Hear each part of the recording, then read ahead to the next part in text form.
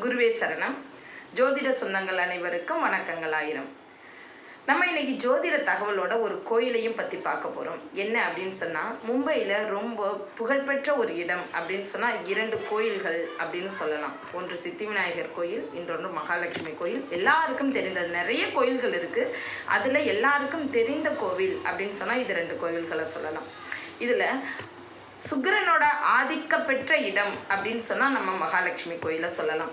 இங்கே செவிவழி செய்தி என்ன அப்படின்னு சொன்னால், மகாலட்சுமி தாயார் இங்கே தான் பிறந்தாங்க, இந்த கடல்லேருந்து தான் வந்தாங்க அப்படிங்கிற மாதிரி சொல்லுவாங்க. கடலை ஒற்றி அமைந்த ஒரு கோவில். கடல் அலைகள் எப்பொழுதும் மகாலட்சுமி மேலே வந்து அடிச்சுக்கிட்டு இருக்கும். அந்த அளவுக்கு கடல் எல்லையில் இருக்கக்கூடிய ஒரு கோயில். இப்போ கற்பனையில் நீங்கள் பார்க்க முடியாது, ஏன்னா கடல் அங்கே இல்லைங்க. கடல் எல்லாம் இப்போ ரோடாயிடுச்சு. ஒரு காலத்தில் கோயில் பக்கத்திலேயே அலை வந்து அடித்து செல்லக்கூடிய அளவுக்கு ரொம்ப அழகான அற்புதமான தலம். அதை பற்றி தான் இப்போ நம்ம பார்க்க போகிறோம். இந்த கோயிலில் லக்ஷ்மி தாயார், சரஸ்வதி தாயார், மகாகாளி 3 பேரும் இருக்காங்க. 3 பேரும் இருந்து இங்கே அருள்பாலிக்கிறாங்க. இங்கே போயிட்டு வர்றவங்களுக்கு எந்த ஒரு நாளையிலையும் தரித்திரியம் வராது.